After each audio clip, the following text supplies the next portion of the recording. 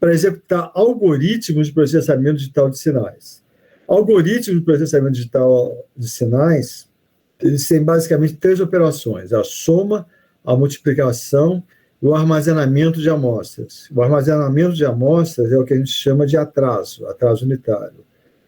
Então, qualquer sistema que consiga somar, multiplicar e armazenar valores é um sistema que faz processamento digital de sinais. Ele executa essas operações de adição, multiplicação e armazenamento de acordo com uma sequência lógica para executar o que ele quer, o que ele se propõe a fazer. Uma transformada de Fourier discreta, uma filtragem, um algoritmo de processamento digital de sinais, uma convolução, alguma coisa assim. Na parte da saída, eu tenho um conversor digital analógico. Esse conversor vai pegar os números que saem desse processador e vai converter de novo em analógico. Tá?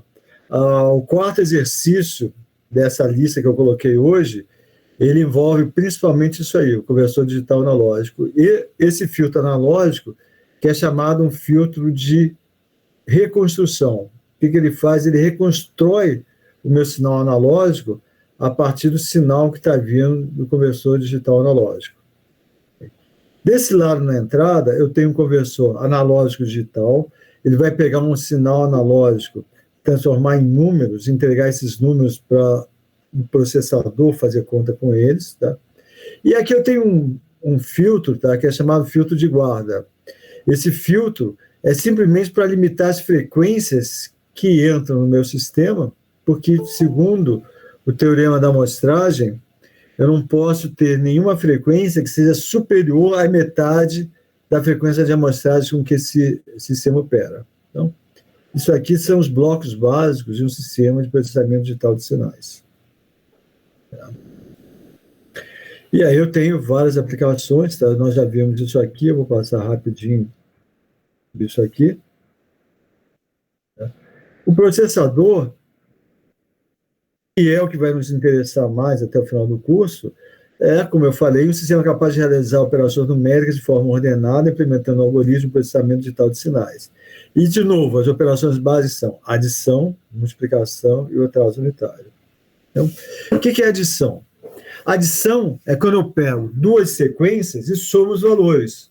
Então, eu tenho uma sequência numérica aqui, x1 de n, outra sequência x2 de n, a saída naquele intervalo de amostragem vai ser o x1 de n mais o x2 de n.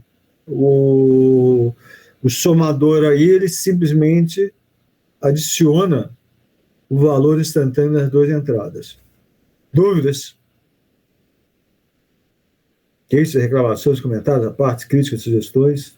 Está tranquilo? Por enquanto, tranquilo, professor. Vai ficar tranquilo até o final do semestre, você vai ver. Amém. Amém? Assim será, cara. Vamos lá, o multiplicador, eu tenho 2 símbolos para ele. Ou esse xizinho, uma bola com xizinho dentro, tá? Ou uma espécie de amplificador operacional, né? Um triângulo deitado. Okay? E o que o multiplicador faz? Ele tem 2 entradas, ele multiplica os valores instantâneos das 2 entradas e coloca esse produto na saída. Então, a saída vai ser A vezes x1 de n. Na maior parte dos casos, a gente vai multiplicar um valor real, um coeficiente, por um sinal. Então, por isso que eu botei yn igual a x1 de n. A mesma coisa aqui, tá? Só que o A está escrito aqui em cima do retângulo. A saída y de n vai ser A vezes x1 de n. Alguns algoritmos requerem a multiplicação de 2 valores de sinal. Porém, a maior parte dos casos é sempre o coeficiente vezes um valor instantâneo no meu sinal. Dúvidas até aí? Queixas, reclamações? Comentários, a parte, críticas, sugestões? Está tranquilo? Então, continuar. Esse é o atraso unitário, é o que eu falei que ele é simplesmente um armazenamento. O que vai acontecer? O meu sistema, ele opera em tempo discreto. Então, ele opera em intervalos de tempo discretos. O que vai acontecer? a saída desse meu bloco atraso vai ser sempre igual à entrada no intervalo de amostragem imediatamente anterior, no período imediatamente anterior. Eu tenho uma máquina digital temporizada, essa temporização ela é feita em intervalos iguais ao período de amostragem, tá? E a saída é simplesmente igual à entrada, um período de amostragem antes. Tá? Y de n igual a x1 de n menos 1. Eu tenho dois símbolos, tá? Esse quadrado aqui com a letra T no meio, ou eu tenho um quadrado com z elevado a menos 1 aqui no meio. Esse z elevado a menos 1 a gente vai entender quando for ver transformado a zero. Okay? Mas esse é o símbolo do atraso. T é o período de amostragem, é o período que ele atrasa a minha forma de onda. Como assim atrasa a minha forma de onda? Vamos ver um exemplo. Digamos que meu x1 de n seja esse sinal aqui. Ele é zero até o instante zero. No instante zero, ele começa a ter o valor 1, menos 2, 3, 2,5, 5 e menos 3. Tá? E isso aqui vai ser aplicado na entrada de um atraso unitário. O que vai acontecer? Tá? Se eu colocar isso na entrada do atraso unitário, a minha saída vai ser sempre o valor da entrada, só que um intervalo de amostragem antes. Então, começar aqui do menos 4. Tá? A minha saída vai ser o x de n no instante menos 5. Era 0, eu tenho 0 aqui. No instante menos 3, a minha saída vai ser igual à entrada, o intervalo de amostragem antes. Então, y de menos 3 é o x1 de menos 4. x1 de menos 4 é 0, esse 0 vem para cá. No instante menos 2, o que vai acontecer? Tá? A minha saída vai ser igual à entrada, o instante de amostragem antes. Então, y de menos 2 igual a x de menos 3. Eu venho aqui, pego esse menos 3 e escrevo aqui. E assim por diante. Por exemplo, aqui no instante 1, o y de 1 vai ser o x de o menos 1, 0. Era 1, vem para cá. Eu tenho sempre essa forma de onda atrasada. Se eu comparar as duas formas de onda, vocês podem ver que a saída é igual à entrada, simplesmente atrasado o intervalo de amostragem. E é por isso que a gente chama aquele bloco de atraso unitário. Dúvidas? Queixas, reclamações, comentários, a partes, críticas, sugestões. Está tranquilo até aí?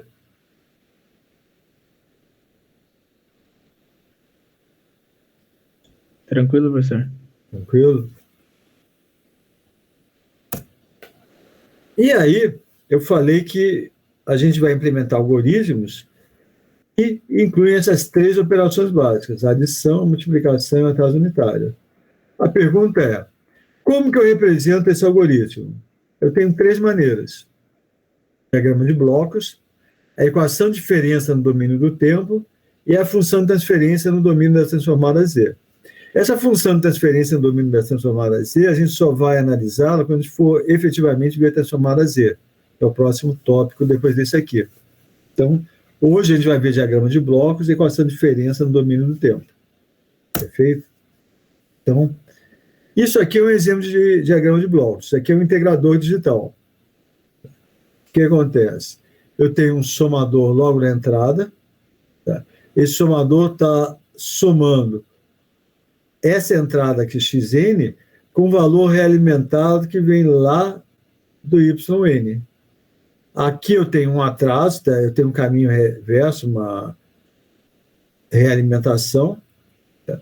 Eu tenho um atraso unitário, depois o multiplicador por A, e a saída de tudo isso é somada nesse somador aqui. E a saída do somador é o próprio yn aqui. Perfeito? Vamos analisar isso aí. Se isso aqui é yn está entrando nesse atraso unitário, a saída do atraso unitário é igual à entrada atrasada na unidade de tempo. Então, aqui, o meu sinal vai ser y de n menos 1. Esse y de n entra aqui, ele é atrasado um intervalo de amostragem. Tudo bem até aí? Dúvidas, queixas, reclamações, comentários, a parte, críticas, sugestões? Tranquilo?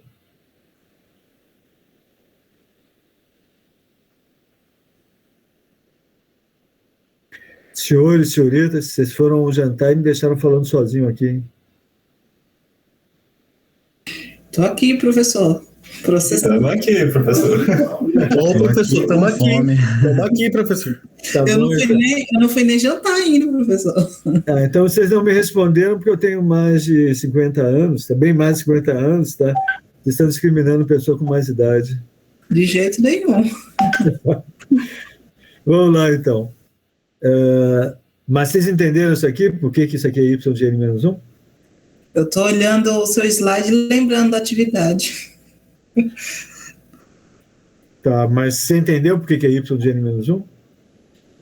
É o atraso. Eu tenho um atraso. A entrada do atraso, isso aqui está no bloco de realimentação. A entrada do atraso é yn. A saída é o que entra atrasado uma unidade. Então, se aqui entrou yn, a saída é y de n menos 1. Tá, entendi. Ok? Uhum. Aí eu tenho um multiplicador. Eu multiplico essa entrada pelo valor A. Então, a saída do multiplicador é A vezes y de n menos 1. Tudo bem até aí? Eu tenho um somador.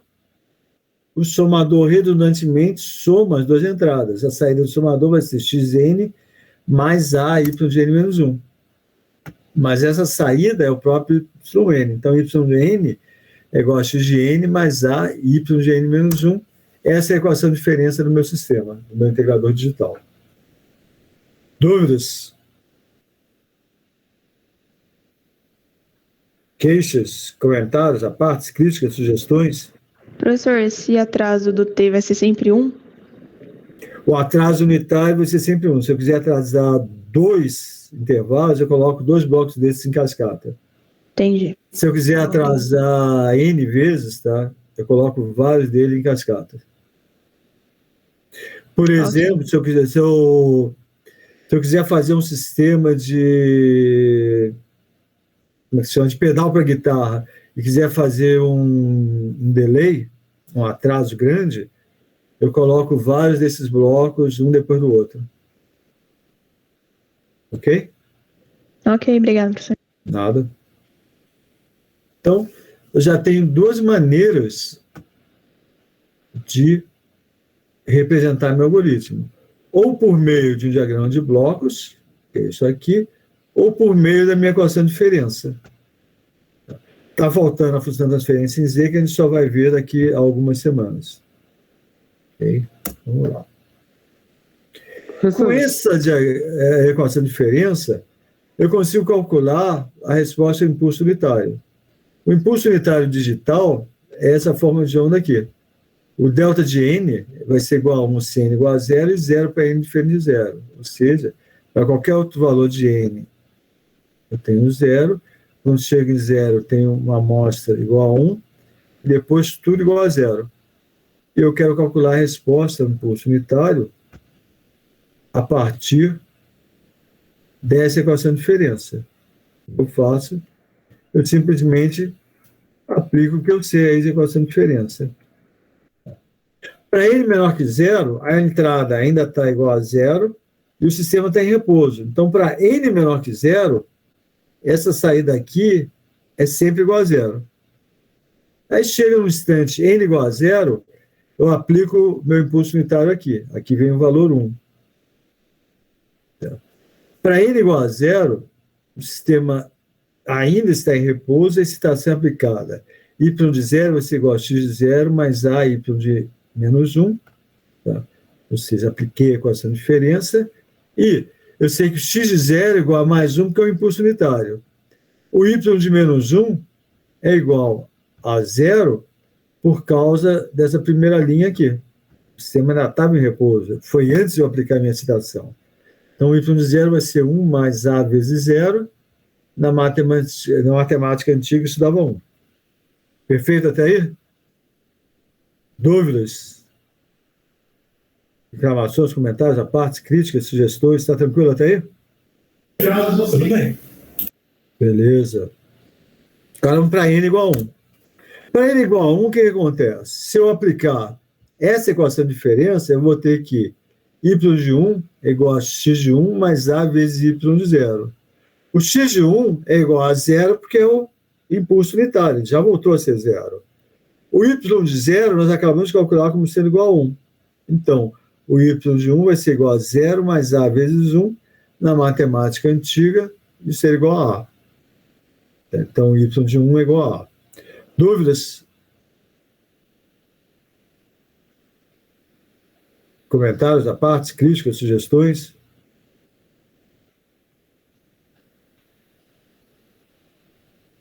Ninguém me responde.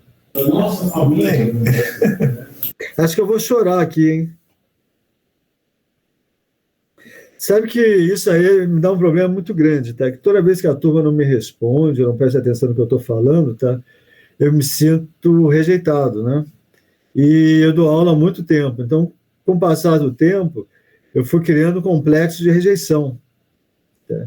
E para me curar desse complexo de rejeição, eu tive que ir a psicólogo, psiquiatra, etc. Tá? E se vocês continuarem a não responder quando eu pergunto se vocês entenderam, tá? Vai voltar tudo à tona de novo, tá? Ainda mais na pandemia, aí eu vou entrar em depressão mesmo, pessoal. Professor, já te perguntei muita coisa na aula passada. Tem que deixar para meus colegas agora. Não, pode perguntar se tiver dúvida, né? Tá bom. Ok. Vamos lá, então. Então, para n igual a 1, vocês entenderam, né? Vamos lá. Para n igual a 2, eu vou de novo aplicar a minha equação de diferença. O y de 2 vai ser x de 2 mais a y de 1. O a y de 1 nós acabamos de calcular como sendo o próprio a. O x de 2 é o impulso unitário momento igual a 2 é igual a 0. Portanto, o y de 2 é igual a 0 mais a vezes a, na matemática antiga dava a ao quadrado. Perfeito? Eu vou fazer a mesma coisa para n igual a 3. O y de 3, aplicando essa equação de diferença, é igual a x de 3 mais a y de 2. Isso é igual a 0 mais a vezes a ao quadrado vezes a ao cubo. E se eu fizer assim por diante, no caso geral, o y de n vai ser igual a elevado a n para n maior que 0. O que acontece? Esse meu integrador tem uma resposta impulso que, dependendo do valor de a, ele pode crescer indefinidamente ou permanecer em 1 ou cair. Então, na verdade, para a menor que 1, módulo de a menor que 1, isso aqui decresce assintoticamente para 0. Para a igual a 1, fica sempre em 1. Para a maior que 1, isso aqui vai crescendo indefinidamente. Se isso aqui cresce indefinidamente, isso aqui é um sistema instável. Tá? Vai chegar uma hora que vai estourar meu sistema de contagem, tudo vai dar overflow. Então, a minha resposta ao impulso pode ser estável, pode ser marginalmente estável e pode ser instável, como está nessa figura, esse gráfico aqui embaixo, dependendo do valor de A. Mas esse é o meu integrador. Essa figura, esse diagrama de blocos é o meu integrador. E ele vai ter uma resposta em frequência, a gente vai ver daqui a algumas semanas, é um passa-baixa. Eu rodo a frequência das formas de ondas em mais ou menos 90 graus a partir de uma determinada frequência. É por isso que é chamado de integrador.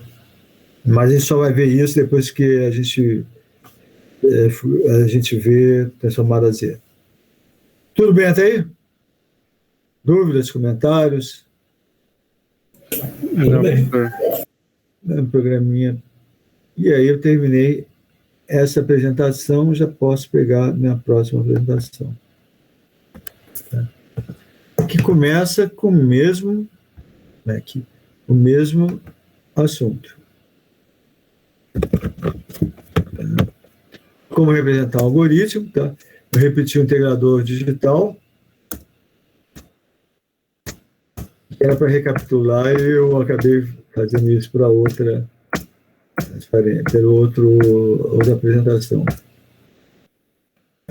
Vamos ver um segundo tipo de estrutura. Isso aí é um filtro. A gente chama de filtro FIR, resposta impulsiva finita. Tá?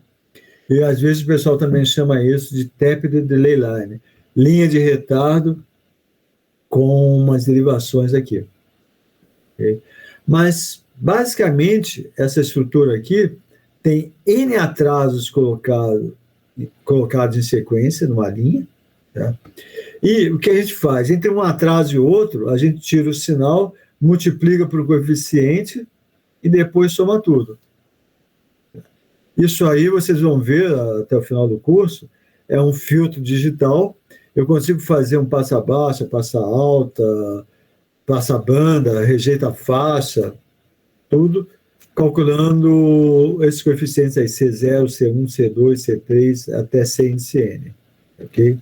Eu tenho N mais um coeficientes que eu utilizo para bolar, para criar uma função de transferência, de forma que eu filtre alguma coisa na frequência. Eu vou lá. A minha entrada aqui é Xn.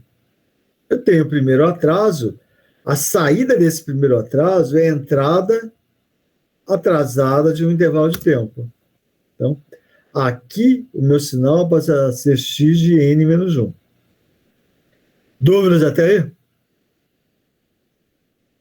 Todo mundo viu que isso aqui é um atraso. Se eu entro com x de n, a saída é x de n menos 1. Correto? Correto. Beleza. Aí eu tenho o segundo atraso. Esse segundo atraso aqui, a entrada dele é x de n menos 1. Como ele vai atrasar também uma unidade, aqui eu passo a ter x de n menos 2. Perfeito? É o que estava na entrada, atrasada está no intervalo de tempo. Então, eu tinha xn menos 1, atrasei 1, passo a ter xn menos 2 na saída. No terceiro atraso, é a mesma coisa. Eu entro com xn menos 2, aqui na saída, atraso uma unidade, vou ter xn menos 3. Perfeito? E assim por diante, tá? Até final, onde eu tenho aqui x de n menos n maiúsculo, onde n maiúsculo é o número de atrasos que eu tenho nessa linha aqui. Dúvidas? Todo mundo viu como é que eu cheguei nesses sinais aí em vermelho? Também tudo bem. Beleza? Pode continuar, né? Então, vamos lá. Só que, em cada uma dessas derivações, TEPs em inglês, eu tenho um multiplicador. Se aqui eu tenho xn, aqui eu tenho C0, aqui na saída dele eu tenho um produto, C0 vezes xn. Segundo multiplicador, aqui na saída eu tenho xn menos 1. Aqui eu tenho multiplicador por C1. Na saída desse multiplicador eu tenho C1 vezes xn menos 1. E assim por diante.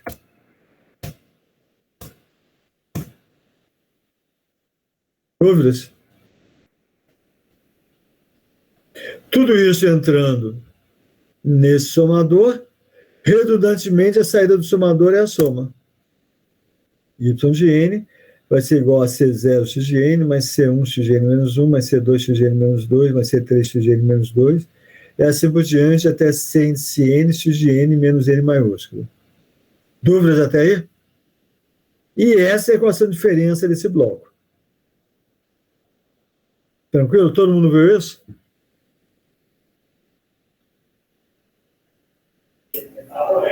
Bem. Tudo bem? Então, nós já temos o diagrama de blocos de um filtro FR e a equação de diferença de um filtro FR. Só reescrevi utilizando um somatório aqui. Essa soma é igual ao somatório indo de 0 até n, de C índice I, x de n menos i. Eu reescrevi essa expressão utilizando um somatório. Só mudei a maneira de escrever, mas o conteúdo é o mesmo. E a resposta ao impulso unitário, como é que fica? Lembrando que o nosso impulso unitário é isso aqui. Tá. Todas as amostras são iguais a zero, exceto no instante zero, que eu tenho uma amostra cujo valor é igual a 1. Isso eu aplico aqui na entrada do meu filtro, okay, nessa entrada, e quero calcular o que sai aqui a cada intervalo de amostragem. Então, vamos fazer isso aí. Para n menor que zero, eu ainda não apliquei nada. Minha entrada ainda estava em zero, tudo aí dentro do meu filtro é zero, então a saída... Está faltando animação aí. A saída é igual a zero. Então, Para n menor que zero, a saída é igual a zero. Perfeito? O filtro estava em repouso, não tinha nenhum valor lá dentro ainda, e eu ainda não havia aplicado uma entrada diferente de zero aqui nesse ponto, que é a entrada da rede. Okay? Aí chega em n igual a 1, perdão, desculpem, para n igual a zero, eu aplico meu impulso unitário. O que vai acontecer? Essa entrada aqui vai ser igual a 1, e todas as outras ainda estão em repouso, ainda estão igual a zero. Na hora que eu fizer o produto, vou fazer 1 vezes C0, 0 vezes C1, 0 vezes C2, 0 vezes C3, 0 vezes CN-2, 0 vezes CN-1, 0 vezes CN. Então, vou ficar com a seguinte coisa. 1 vezes C0 dá C0. 0 vezes C1 dá 0. 0 vezes C2 dá 0. 0 vezes C3 dá 0. E assim por diante. Todas as outras amostras são iguais a 0. Aqui na saída, meu y de 0 vai ser C0 mais 0, mais 0, mais 0, mais 0, mais 0, que vai ser igual a C0. Então, no instante n igual a 0, o primeiro coeficiente me dá o valor da saída aqui. Dúvidas? Queixas, comentários, apartes, críticas, sugestões? Tranquilo?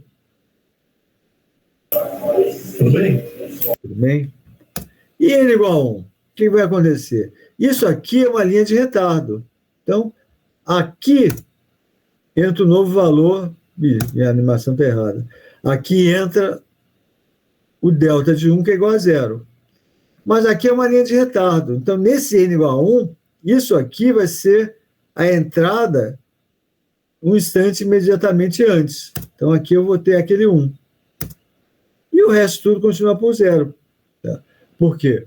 Porque na linha de retardo, a cada intervalo de amostragem, eu vou transferindo os valores assim. O que está na saída de um atraso unitário é o que estava na entrada. Então, eu vou transferindo os valores assim. E aí, o que acontece quando eu multiplico? 0 vezes C0 dá 0. 1 vezes C1 dá C1. 0 vezes C2 dá 0. 0 vezes C3 dá 0. 0 vezes qualquer outra coisa aqui dá 0. Na hora que eu somo, só esse valor aqui é diferente de 0. Então, o y no instante 1 vai ser igual ao próprio C1.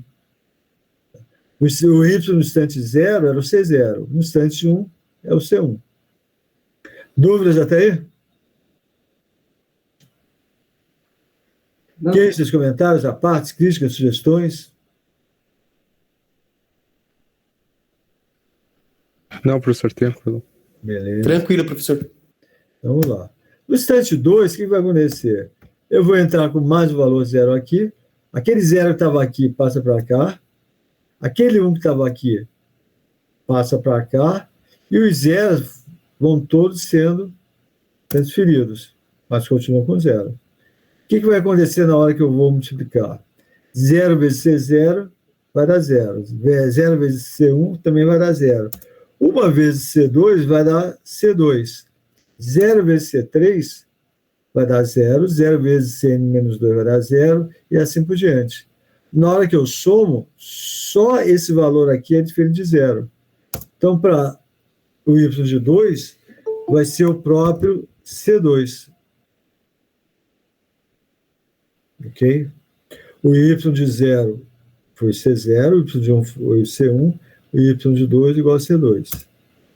Para n igual a 3, o processo é o mesmo. Entra com o novo valor 0, o valor 0 que estava aqui é transferido para a saída, o 0 que estava aqui é transferido para a saída, o 1 que estava aqui é transferido para a saída, e os zeros são transferidos. Tá? Então, na hora que eu for multiplicar, o que vai acontecer? 0 vezes C0 vai dar 0. 0 vezes C1 vai dar 0. 0 vezes C2 vai dar 0. 1 vezes C3 vai dar C3. 0 vezes CN-2 vai dar 0. 0 vezes CN-1 vai dar 0. 0 vezes CN também vai dar 0. Consequentemente, o y de 3, na hora que eu somo, só nesse ramo aqui eu tenho alguma coisa diferente de 0. O y de 3 vai ser o próprio C3. Dúvidas até aí?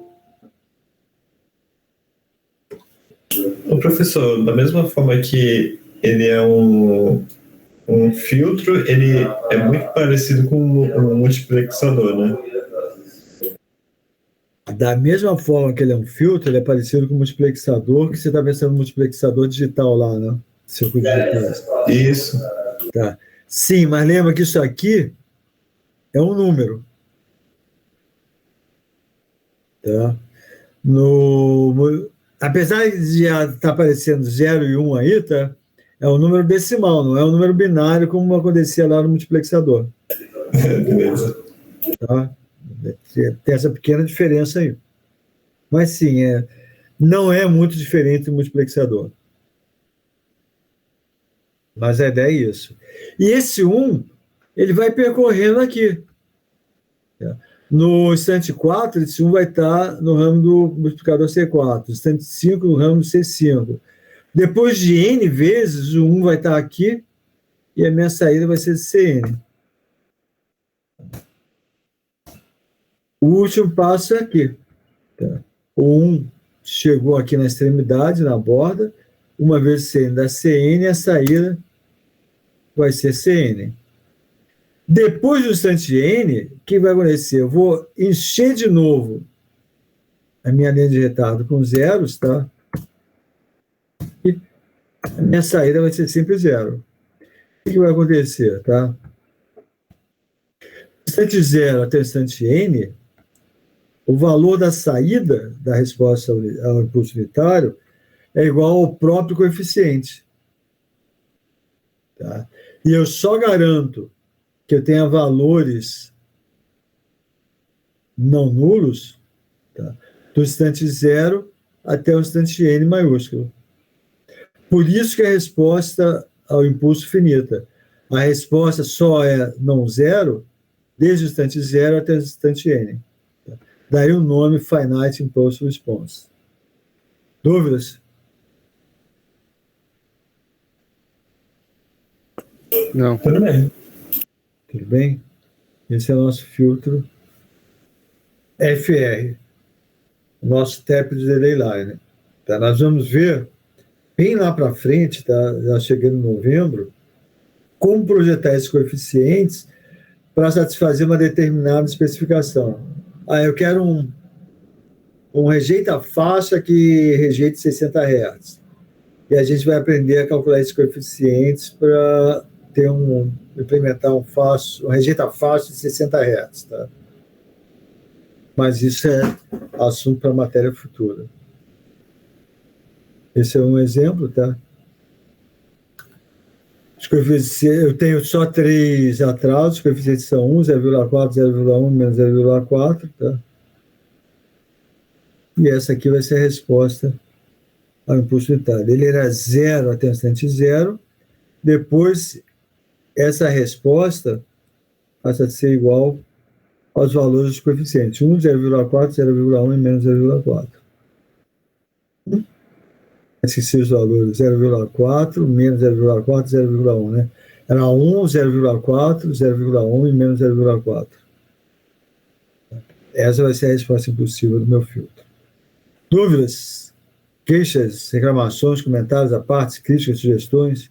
Tá tranquilo até aí? Tá tudo bem.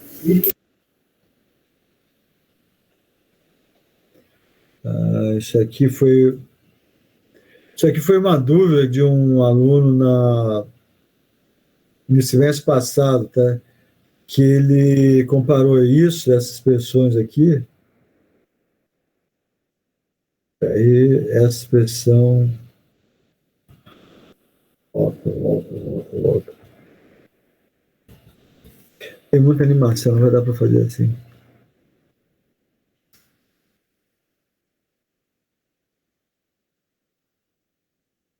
Ele comparou essa expressão aqui, somatório, com uma convolução. E ele me perguntou se era isso mesmo. Na verdade, sim, né? Ele está com um filtro, ele sempre implementa uma convolução de um sinal com a resposta impulsiva do meu filtro. Nesse caso, a resposta impulsiva do meu filtro são os coeficientes. Então,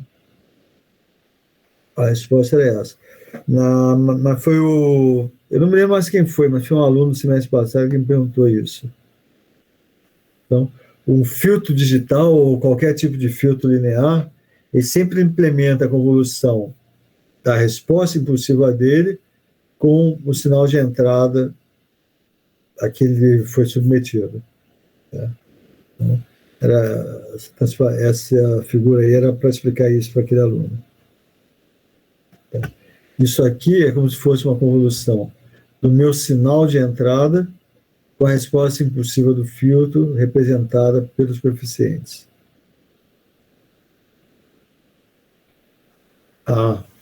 Esse aqui é o nosso filtro de média móvel também. Né? O que é isso aqui? A saída é igual a x de n, mais x de n menos 1, mais x de n menos 2, mais x de n menos 3, tudo isso dividido por 4. Então, esse filtro de média móvel, ele vai executando uma média, nesse caso aqui, uma média dos 4 valores, tá? O presente de 3 valores anteriores, tá? E aqui vai saindo sempre a média desses valores. Isso pode ser utilizado, por exemplo, para você remover ruídos. Né? Você faz um filtro de média móvel, né? Aqui está até o exemplo, né? Você tem um sinal, esse sinal aqui é a soma de duas senoides, tá? Uma em 5 Hz, outra em 50 Hz, e você soma um ruído. O filtro de média móvel, que é esse filtro que eu apresentei para vocês aqui, pode ser utilizado para remover ruídos. Então, o que acontece? Aqui são os dois sinais aqui que são somados, esse sinal aqui é em 5 Hz e 50. Você soma os dois, dá isso aqui. Você coloca um ruído em cima, fica esse sinal, tá? E aí você passa pelo filtro de média móvel. Nesse caso aqui, esse filtro vai pegar a amostra atual e 3 amostras anteriores e dividir tudo por 4. Tá? 1, 2, 3, 4, tá certo? Tá? É esse filtro aqui. A saída, esse era o sinal original, esse é o sinal ruidoso, e esse sinal é o sinal depois do filtro de média móvel ter atuado. Tá? Ele não chega exatamente a ser o sinal de entrada, tá? Fica muito parecido, mas de compensação ele também tirou ruído pra caramba dessas amostras. Tá? É um exemplo da utilização do filtro FR. Tá? Retirada de ruído em filtro de média móvel. A mesma figura, só que eu coloquei todos os gráficos na mesma slide. Dúvidas? Vocês entenderam esse exemplo aqui do filtro de média móvel?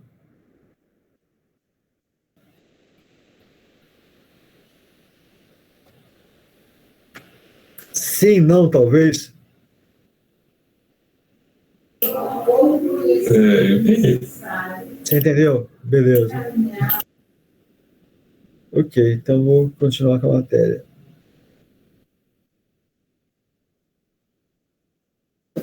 Esse é mais um tipo de filtro, a gente chama isso de biquadrática. Vocês vão ver que é um filtro, não agora, mas quando for ver a função de transferência, vai ter um z ao quadrado no numerador e um z ao quadrado no denominador, por isso que é chamado biquadrático. Como que é essa estrutura aqui? Eu tenho uma entrada e tenho logo um somador na entrada. A saída do somador é essa aqui. Tá? E essa saída do somador passa por esses dois atrasos. Tá? E eu tenho realimentações, tanto depois do primeiro atraso, quanto depois do segundo atraso. A primeira realimentação chama de menos A1, e a segunda de menos A2. E aí, essa estrutura, eu tenho também indo para frente, esse sinal saindo do primeiro somador, eu multiplico por B0, que é um coeficiente, e injeto numa das entradas desse somador. Esse sinal aqui atrasado a primeira vez, eu multiplico por B1 e injeto na segunda entrada desse somador aqui. E, finalmente, depois de atrasar 2 vezes, esse sinal multiplico por B2 e injeto na terceira entrada desse somador, Y de N. Tá? Isso aqui é um filtro IR, ele é chamado IR porque a resposta impulsiva é infinita, né? Eu não tenho uma resposta impossível como eu tinha no FR, tá? Que começava em 0 e ia até N. No IR, ela pode até cair assintoticamente para 0, mas até infinito eu tenho alguma coisa.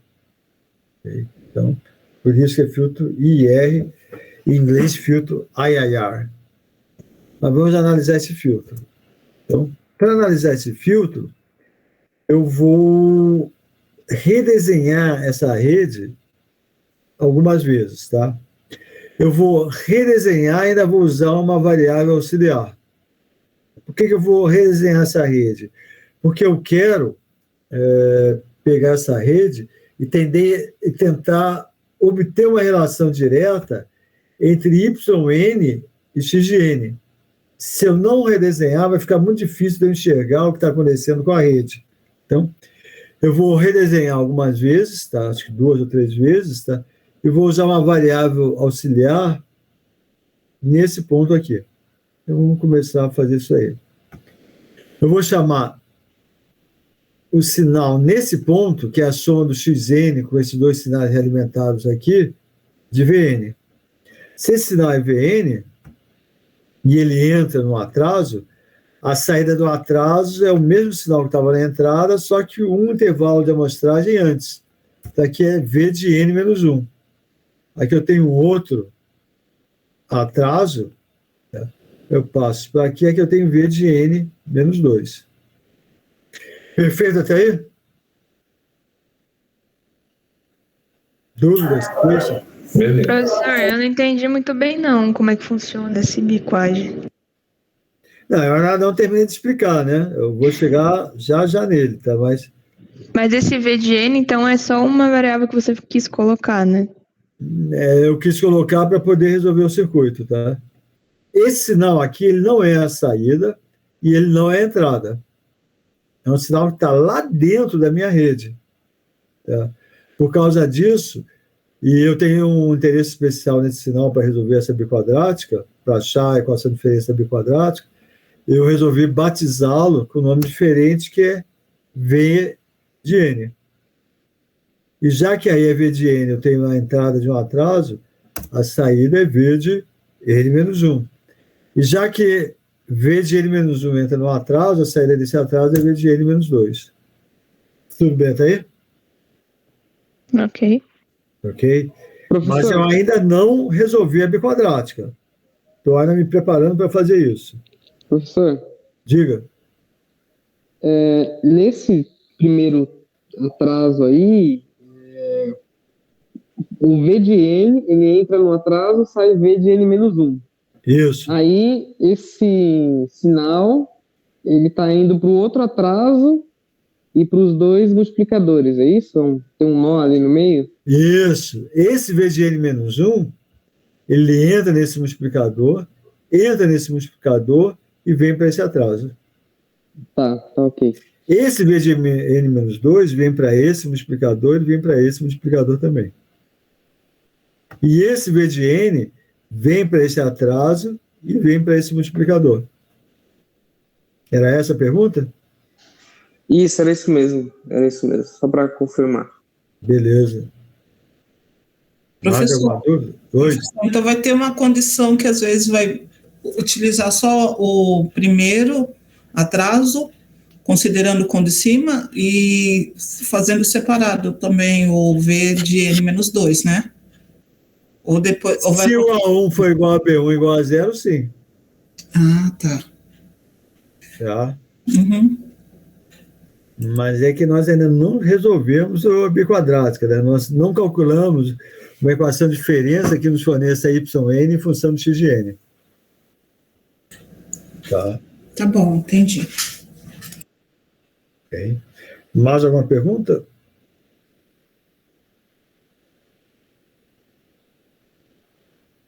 Tá tranquilo?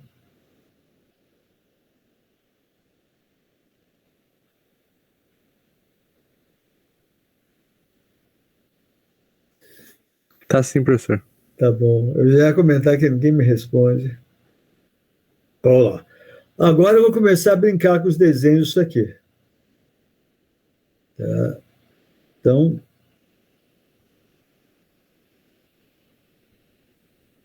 Então, o que acontece aqui, tá? Meu V de n vai ser igual a xn, a saída desse somador. Então, V de n vai ser igual a soma dessas três entradas, igual a x de n, menos A2, V de n menos 2, menos A1, V de n menos 1. Perfeito?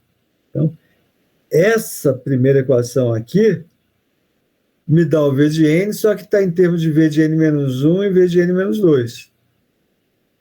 Tá. Esse yn é a saída desse somador. Então, se é a saída desse somador, ele é igual à soma das três entradas. Essa entrada aqui é B0, V de n, ok? Essa aqui é B1, V de n menos 1, essa é B2, V de n menos 2, tá? E tem um erro na minha transparência aqui, que isso aqui é V.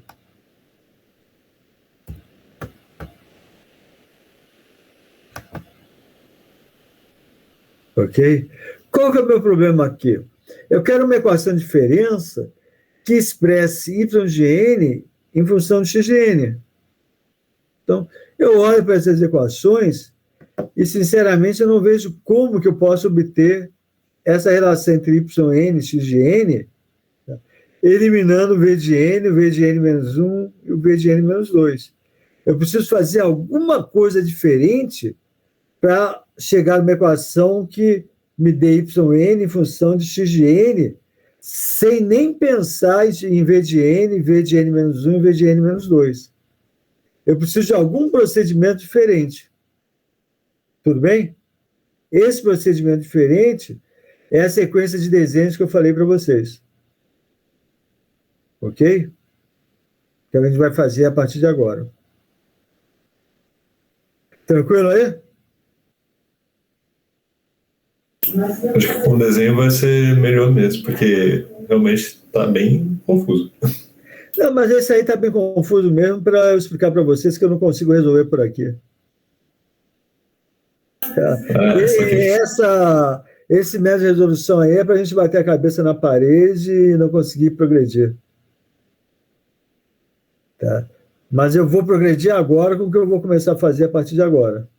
Eu vou redesenhar algumas vezes, tá? E aí tudo vai fazer sentido para a gente. Certo? Respondi a tua pergunta? Que não foi bem pergunta, foi comentário? Respondido. Então, vamos lá. Eu mudei aquele desenho para esse aqui. Olha, para cá, para cá. Por que eu posso fazer isso aqui? Porque se aqui eu tenho V de n, aqui eu tenho V de n menos 1, aqui eu tenho V de n menos 2.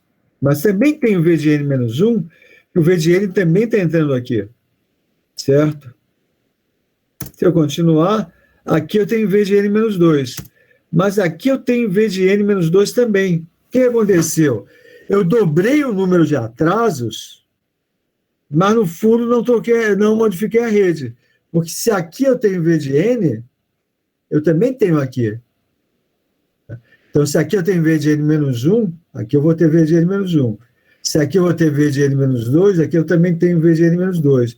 No fundo, esses dois atrasos e esses dois atrasos, eles são redundantes. Mas eu não mudei a rede, tá? E se eu conseguir resolver a rede fazendo isso, vai ser bom para mim. Vocês viram isso? Vocês viram que se eu tiver... Vocês viram que aqui eu tenho V de n menos 1 e aqui eu também tenho. Aqui eu tenho V de n menos 2, aqui eu também tenho.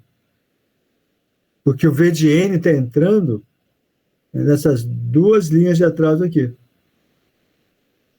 Eu tenho um sistema com mais atraso do que eu preciso? Tenho. Mas isso vai me ajudar a resolver essa biquadrática? Vai.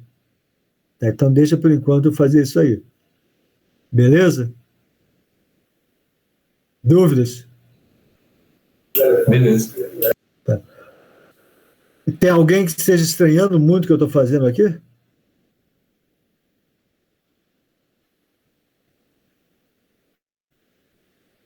Sr. Krambeck está aí? Estou aqui, professor. Tudo bem? Você está acompanhando? Tá tudo certo, só tô com um pouco de dor de garganta. Ah, caramba. Espero que não seja nada grave, cara. Não, é só rinitezinha da temporada. Tá. Beleza. Então, vou progredir aqui, tá? Agora, vocês vejam, tá? Que aqui, se eu traçar essa linha verde, eu tenho duas redes que estão conectadas em cascata. Essa aqui e essa aqui. Tá? Eu tenho uma subrede 1 e uma subrede 2 que estão colocadas em cascata. Vocês já viram amplificadores em cascata e eletrônica aplicada, não viram? Eu sim. Viram, tá? E vocês viram, tá, que o efeito de botar amplificadores em cascata, eu multiplico o ganho de um e o ganho do outro, e tanto faz eu botar o primeiro bloco e depois o segundo bloco depois do primeiro, como é uma multiplicação, a ordem dos fatores não altera o produto. Lembra disso? Então, eu vou fazer o seguinte, já que eu tenho duas redes, essa rede aqui e essa rede aqui, tá? Eu vou inverter, eu vou desenhar essa rede na frente dessa. Ou melhor, essa rede na esquerda dessa aqui. Tudo bem? Vocês entenderam o que eu vou fazer? Vamos devagar. Vocês conseguem ver que eu tenho duas redes em cascata que são divididas por essa linha tracejada na vertical? Sim, sim, dá pra ver, professor. Sim. Então, vocês conseguem enxergar as duas subredes. Sim.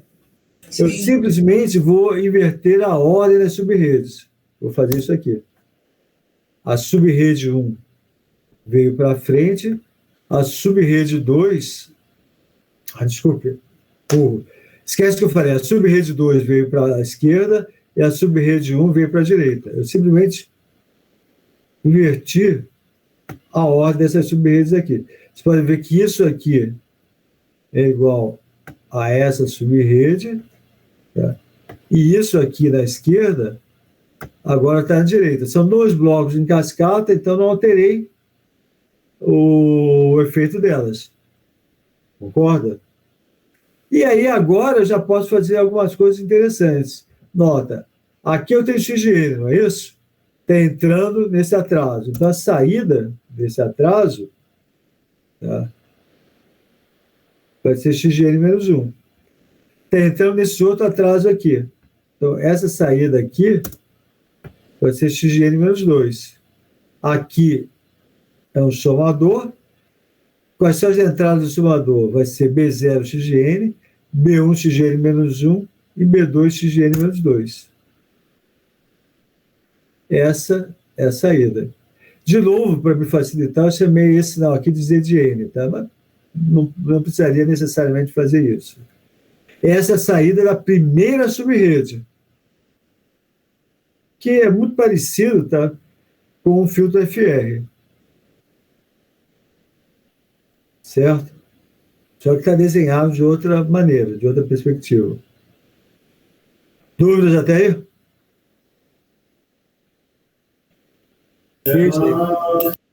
Oi? Agora dá para entender, professor. Beleza. Mas ainda tem a outra parte da rede. Vamos chegar lá.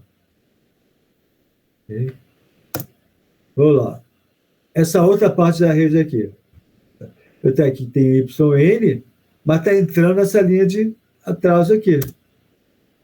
Então, se aqui eu tenho aquele sinal de N que eu calculei no slide anterior,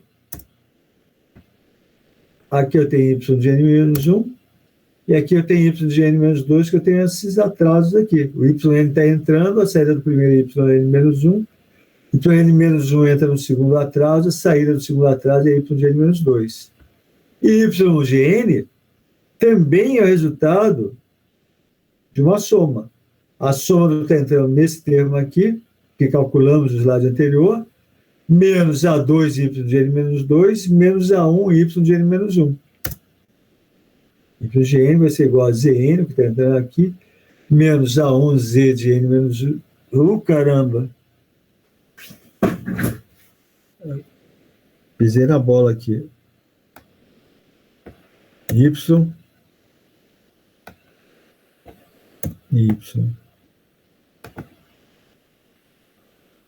Tá? O y de n vai ser igual a z de n menos a1 y de n menos 1 menos a2 y de n menos 2. Mas os n eu já calculei do outro slide. Juntando as duas coisas, y de n vai ser igual a b0 x de n mais b1 x de n menos 1 mais b2 x de n menos 2 menos a1 y de n menos 1 menos a2 de y de n menos 2. E isso aqui é a equação de diferença da minha biquadrática. Tá? A saída em um determinado instante depende de valores atrasados da própria saída, do valor atual da entrada e valores atrasados da própria entrada. Tá? Esse aqui é a equação de diferença dessa minha biquadrática. Okay? E depois, quando a gente for ver função de transferência, a gente vai ver que tem um termo de segunda ordem no numerador e outro termo de segunda ordem no denominador. Mas acabamos de calcular. Além disso, a gente diz que esse filtro é um filtro recursivo porque o valor da saída num determinado instante depende de valores anteriores da própria saída. Então, yn depende do yn-1, depende do yn-2. Por isso que eu tenho uma recursão aqui. A recursão é como se fosse essas duas realimentações que eu tenho aqui, nesses dois trechos. Tá? Em geral, a resposta do impulso unitário dos filtros IR estáveis caem assintoticamente para zero, mas nunca atinge esse valor de forma exata. Não é que nem o filtro FR, que a saída, a resposta do impulso unitário chega em zero e permanece em zero. Tá? O FR pode até cair assintoticamente, mas nunca chega exatamente em zero e continua em zero. Por isso que é filtro IR e o outro é filtro FR. Tá? Aí, exemplo, tá? Eu tenho uma senoide em 5 Hz somado com uma senoide em 50 Hz. Eu quero eliminar o efeito desses 50 Hz. Eu passo um filtro NOT, rejeita a faixa de 50 Hz, tá? Aqui está a forma de onda do senoide em 5 Hz, aqui em 50 Hz, aqui a soma das duas. Eu passo no meu filtro, tá? E não fica perfeito, mas eu elimino uma boa parte do meu ruído. Tá? Isso aqui é o que entra aqui, tá? Tem bem mais ruidoso. Aqui é a saída do filtro NOT. Tá? Se eu quiser melhorar isso, eu posso utilizar um filtro NOT melhor, mas eu usei só uma biquadrática aqui. Okay? Aqui a comparação da entrada e saída do filtro NOT. Dúvidas? Reclamações, comentários, à parte, críticas, sugestões? Tranquilo? Professor, então, quanto mais N's você adicionar, quanto mais filtros você colocar, mais o formato de onda vai ficar mais parecida com a original, certo? Então, quanto mais seções de filtro eu colocar, tá? Considerando uma biquadrática como uma seção, isso aqui como uma seção, eu vou aumentando a ordem do meu filtro. A princípio, quanto maior a ordem, eu consigo aumentar a seletividade do meu filtro. Por isso que eu falei que essa forma de onda aqui poderia ter sido limpa, tá? Se eu utilizasse mais seções. Eu aumentaria a ordem do filtro e faria uma aproximação melhor. É isso que eu quis dizer. Entendi. Tá ok? Eu limparia mais essa forma de onda.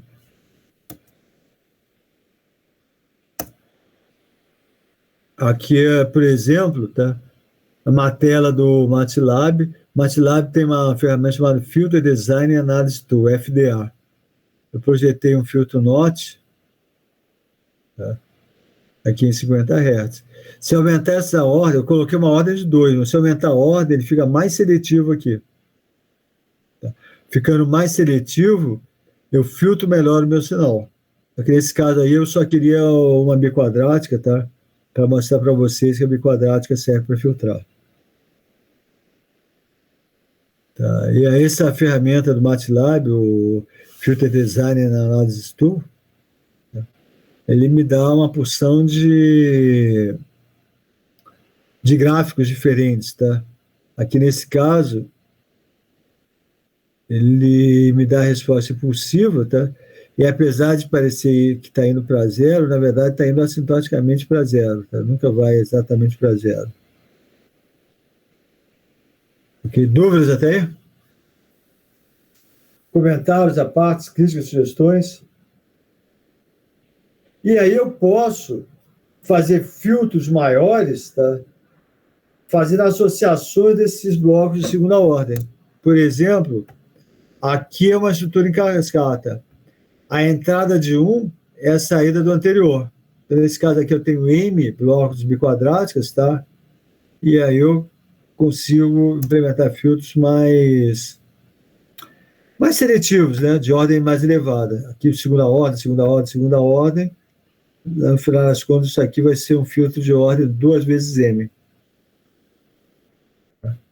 Aqui é um exemplo da associação de 2 blocos em cascata.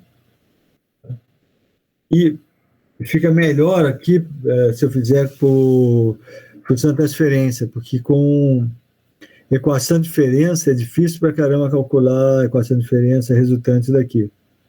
Mas com função de transferência, basta multiplicar as funções de transferência, mas também só vamos ver isso quando a gente for ver transformada a Z. Dúvidas? Associação em cascata, alguma dúvida?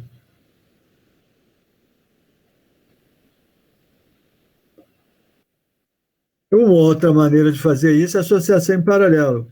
Eu coloco os filtros em paralelo. A entrada de todos os filtros é comum, é o mesmo sinal, e a saída dos filtros eu somo. Isso aqui é uma associação em paralelo, tá? Vocês vão ver, quando a gente for ver transformada a Z, que a função de transferência resultante é a soma das funções de transferência de cada filtro aqui. Então, se isso aqui, todos eles forem de segunda ordem, isso aqui implementa um filtro de ordem 2 vezes M maiúsculo. Tá? Essa é a associação em paralelo desses blocos de filtro. Aqui, exemplo, eu peguei 2 biquadráticas e associei em paralelo. Você tem uma aqui e outra aqui. Tranquilo? Tranquilo. E acabei a aula de hoje. Dúvidas? Antes de fazer a chamada, algumas coisas. Eu botei uma lista de exercícios sobre amostragem no Moodle, tá? Para vocês me entregarem. Nossa prova é dia 27, né? Para vocês me entregarem, acho que dia 20. A dia 20 a gente dá uma aula de exercício. Ok? Deixa eu ver. Deixa eu ver um negócio aqui. Eu mesmo vou matar minha lista de exercícios. Espera aí. Estou gravando a aula. Não fechei o Octave.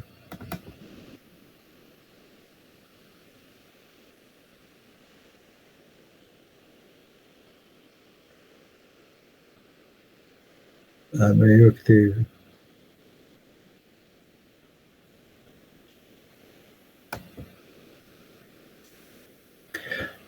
O exercício 4 da minha lista, eu tirei um exemplo em MATLAB do livro de comunicações digitais do LAT. Tá, deixa eu ver se eu recupero aqui o exercício. Abrir, aqui os recentes, está aqui já.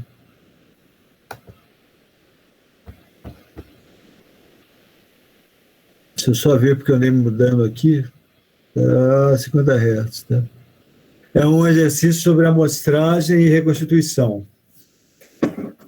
Quando vocês eram meus alunos de sinais de sistema, a senhorita Natália me fez uma pergunta sobre quando você não respeita o teorema da amostragem, tá? Quando você tem aliasing, Então, vou rodar esse programa agora. Tá?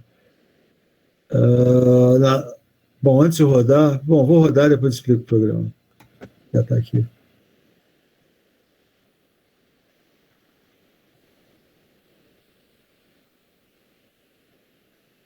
Ele simplesmente, o que esse programa faz? Ele pega um sinal que é composto pela soma de uma senoide em 1 Hz e outra em 3 Hz, tá? Ele amostra a uma taxa que aqui está igual a 50 Hz, mas eu já vou mudar isso aqui. Okay? Na verdade, não está 50 Hz, porque eu mexi aqui. Eu vou rodar de novo, tá? Agora vai estar em 50 Hz. E reconstitui o sinal.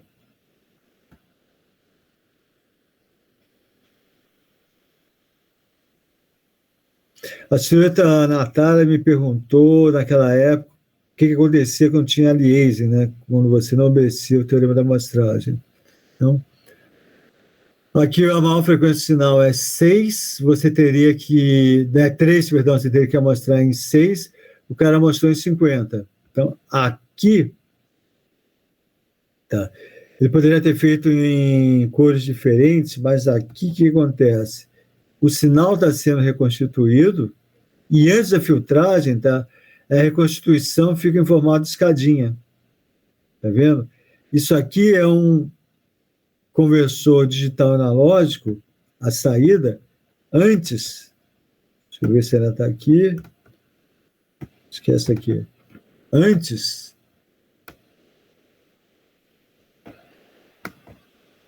desse filtro de reconstrução aqui. Tá? E o gráfico de baixo é depois desse filtro analógico. Então, esse aqui. Tá? Você pode ver que a saída segue mais ou menos a entrada, exceto um pequeno atraso que um tem em relação ao outro. Tá? Então, eu tenho uma reconstituição quase que perfeita. Agora eu vou fazer besteira. Qual que é a besteira que eu vou fazer? Tá? Eu não vou respeitar... vamos voltar aqui também. Esse é o sinal original. Isso aqui são as amostras. Esse é o espectro do sinal original e esse é o espectro do sinal amostrado. Você vê que as repetições, como ele amostrou em 50 Hz, as repetições estão centradas em múltiplos de 50 Hz. Então, o original está em 0, aí depois tem uma cópia em 50, que é uma vez a frequência de amostragem, depois 2 vezes a frequência de amostragem, 150, e assim por diante. E a mesma coisa no sentido das frequências negativas. Tá? Então, aqui eu não tenho aliasing, e eu consegui reconstituir meu sinal relativamente bem. Tem mais um gráfico ali que eu já esqueci o que era. É o espectro do sinal reconstruído, tá? E aqui tem a amostra, o sinal original em cima do sinal reconstruído. Tá? Eles são mais ou menos parecidos, tá? Dá para passar um pelo outro perfeitamente. Só que agora eu vou fazer o que eu falei que era besteira. Eu não vou respeitar o teorema da amostragem. Eu vou usar uma frequência de amostragem de 5 Hz. Tá? E vou provocar o caos aqui.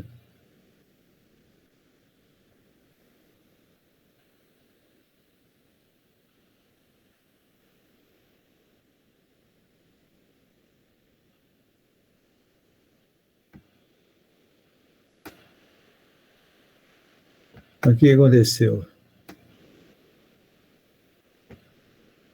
Esse aqui é o espectro do sinal original. Esse aqui é o sinal original com as amostras aqui em cima mostradas, tá? E essa confusão, essa bagunça aqui é o espectro do sinal amostrado, que agora, como está repetindo de 5 Hz, tá? Tá aqui dentro, um espectro está superposto ao outro. Tem um tremendo aliasing. Aqui é o sinal original em preto e pontilhado. O sinal reconstituído está aqui em vermelho. Vocês podem ver que eu perdi essa identidade porque eu ferrei o teorema da amostragem. Tá? Eu não consigo mais recuperar o meu sinal original. Tá? Simplesmente porque eu fui teimoso e não segui o teorema da amostragem. Tá. Senhorita Natália, senhorita lembra de ter me perguntado isso em sinais de sistemas? Lembro sim, professor. Ok. E isso aí esclareceu alguma coisa para você? Esclareceu, com certeza. Tá ok. Ótimo. Tá. Bom, como eu acabei de rodar a minha questão 4, vocês não precisam mais fazer a questão 4, tá? Eu mesmo destruí minha lista de exercícios, mas achei legal isso aí. Isso eu tirei do livro do Latte, mas não esse de sinais e sistemas, o livro de comunicação digital dele.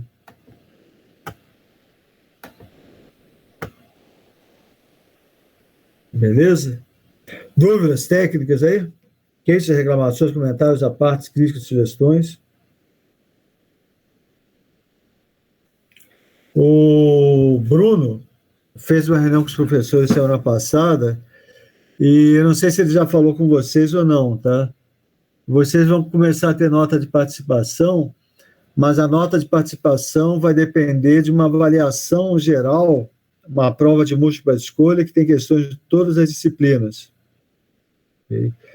E, por causa disso, eu vou ter que alterar a fórmula de cálculo da nota da N1 e da N2 lá no sistema, tá? Eu vou fazer isso essa semana ainda, ou amanhã ou quarta-feira. Tá? Mas muda só a nota de participação. Tá? Vocês vão fazer essa prova, acho que lá em novembro, por aí. Ok? Mas a gente vai comunicar oficialmente direitinho. Aí eu botei também uma lista. Ainda bem que não entra na média, hein, professor? Porque já em novembro, já. Então, mas vai entrar com ponto de participação, né? Ah, não, então, ainda bem que não entra na média. Na verdade, pensa o seguinte, tá? A média para passar, se não me engano, é 6, não é isso? É. Você tirar 1 no ponto de participação, você precisa tirar 5 de média. É verdade. Fica melhor para você, né? Uhum. Ok? Eu falo assim, por ter muito conteúdo, né, essa prova aí. É, vai ter bastante conteúdo. Você vai ter questão de todas as matérias, todas as disciplinas, né? Ah, então. Tá, mas... Professor, Oi. já te falaram se vai ser meio ponto, 1 ponto? 1 ponto, né? Participação vai ser 1 ponto, sempre. Beleza. Ok. Mas como todos vocês vão tirar 10 comigo, então não vão usar o ponto de participação. Não sei não, né, professor? Tem que ver como é que vai ser esse esquema aí. Não, essa matéria é fácil. Até eu aprendi. Exato. Tomara que você não tenha sido irônico, professor. Eu tô com muita... Como que fala? Angústia, ansiedade. Que isso não seja ironia, que isso seja verdade mesmo. Não. Eu não sou nenhum gênio, não. Isso aí não é ironia, não, tá? Ai, que Uma bom, coisa então. que eu tenho aprendido, qualquer um pode aprender, tá? Não sou nenhum gênio. Aliás, ao contrário, tá? Tem inteligência bem mediana. Tá? Mas... Não, essa aí não é ironia, não. Mas também serve para vocês de uma outra forma, né? Se tem uma pessoa ensinando, é que essa pessoa também aprendeu, né? Então, se a pessoa aprendeu, vocês também conseguem aprender. Com poucas exceções, vocês não tem nenhum professor que seja... Tem exceções, mas a média dos professores não é de gênio. Eu até tive alguns professores que eram muitíssimo inteligentes, que eu considerava gênios, tá? Mas, certamente, os gênios não constituíram a maioria dos professores que eu tive na vida. Ok? Verdade. Ok, então... E outra coisa que eu também acho é que vocês ficam muito ansiosos, querendo aprender tudo de uma vez só, tá? Tem que ser passo a passo, senão vocês ficam assustados, né? Vão morrer de medo antes de começar a entender o problema, né? Professor, o problema é querer aprender tudo em 3 meses, praticamente. Ah, mas não é em 3 meses, tá? Você, o curso de engenharia é dividido em disciplinas, né? Sim. Eu não sei quantas disciplinas você tem nos 10 semestres, nos 10 etapas, mas são bastantes. São bastante. E algumas disciplinas têm bastante horas. Tem disciplina com 4 horas, 2 teóricas, 2 práticas. Não é aprender tudo em 3 meses. Não, professor. Cada disciplina, cada semestre. Não expliquei tão bem. Não, mas o pessoal já faz escalonado. Ai, Já divide. Eu estou tentando me recuperar da aula do professor de hoje já. A minha aula? É, né, professor? Mas por que a minha aula te afetou tanto? Não, eu estou vendo, eu tô te acompanhando aqui e processando até a prova também. Tá bom. Tá, então, e o outro aviso é que a gente tem prova no dia 27, né? Pois é, eu conferi isso agora, viu, professor? Nós combinamos isso lá atrás. Pois é, conferi agora aqui no WhatsApp. Nas 2 matérias. Não. Que eu falei, quer ver que meu professor está confundindo? Mas não. A de sinais e sistemas é dia 4. Pois é. A de vocês dia 27. E eu acho que eu tenho que entregar as notas dia 8 ou dia 10, alguma coisa assim. Tá certíssimo. Tá? Ok. Não, isso aí eu tenho que manter controle, que se eu deixar escapar, eu vou levar um tremendo pito do Bruno, uma bronca dele por ter deixado escapar as notas. Tá ok? Tá bom, professor. Mais alguma dúvida, algum comentário, crítica? Vocês entenderam o conteúdo da minha aula hoje?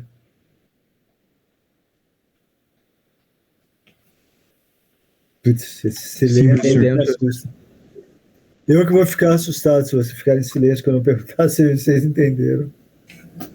Vou ver os slides de novo, assistir a aula, mas deu para compreender. Os slides estão no Moodle e eu enviei dia 23 esses slides. Se quiser, envio de novo também, não tem problema. Tá. Fazer a chamada. Senhor Alex Oliveira, eu vi quando entrou. Senhor André Marantes. Presente. Presente. Senhor Augusto, eu também, já até me perguntou alguma coisa. Okay. Senhora Bruna Gabriela, eu vi quando entrou. Senhorita Bianca.